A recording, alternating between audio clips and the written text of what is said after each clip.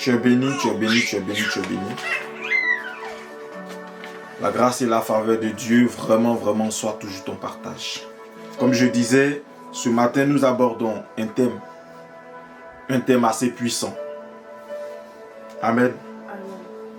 Et ce thème que nous abordons ce matin, c'est simplement amour éternel. Est-ce que quelqu'un peut dire amour éternel? Amour éternel. Amour éternel. Ce matin, nous allons te parler d'un amour éternel. Nous allons te parler de l'amour de quelqu'un qui a fait du bien à des générations, qui a fait du bien à des dynasties, qui a fait du bien à l'humanité, à des ères, et j'en passe. Un amour extraordinaire. C'est ce dont ce matin nous voulons parler.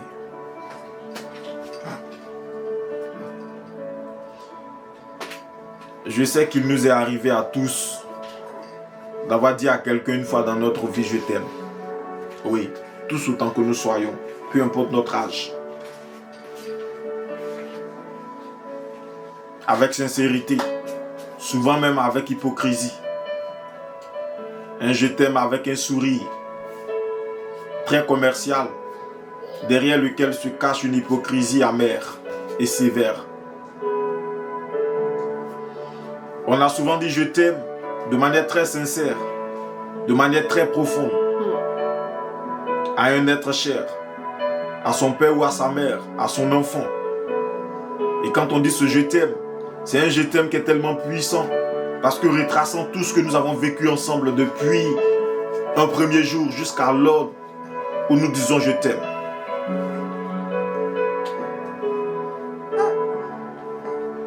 Il arrive parfois que même ce je t'aime soit orienté vers plusieurs personnes à la fois.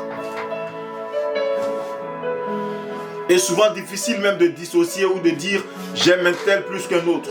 Parce qu'ils sont tous mes enfants ou sont tous mes frères. Même si certains arrivent à dire je t'aime à papa, je t'aime à maman, et à préférer papa ou maman, d'autres ne le peuvent. Parce qu'ils ne savent même pas de qui des deux ils peuvent donner le plus d'amour. À qui des deux, pardon. Mais une chose est sûre, malgré le degré d'amour qu'on porte pour quelqu'un, malgré la puissance de cet amour que nous portons pour ces personnes, ces êtres chers, quand vient le soir de leur vie, ou bien même quand ils nous sont arrachés tragiquement,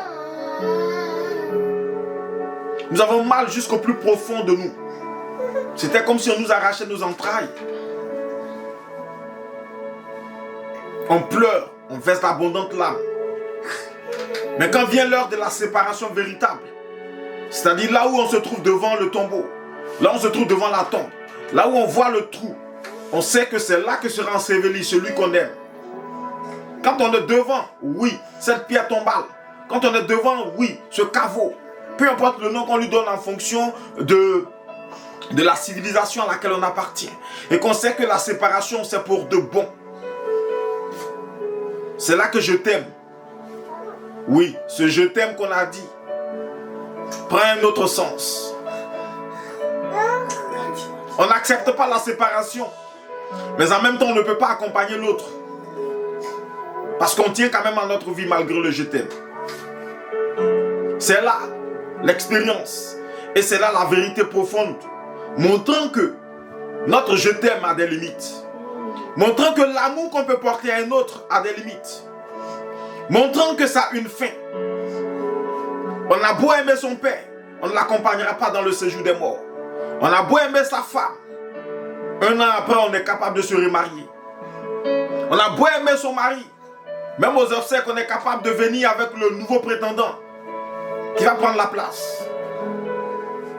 Pour les infidèles, je n'ose même pas dire que toutes les personnes avec qui on a été infidèles seront présents aux obsèques de l'être bien-aimé. Quel drôle d'amour. Quel drôle d'amour.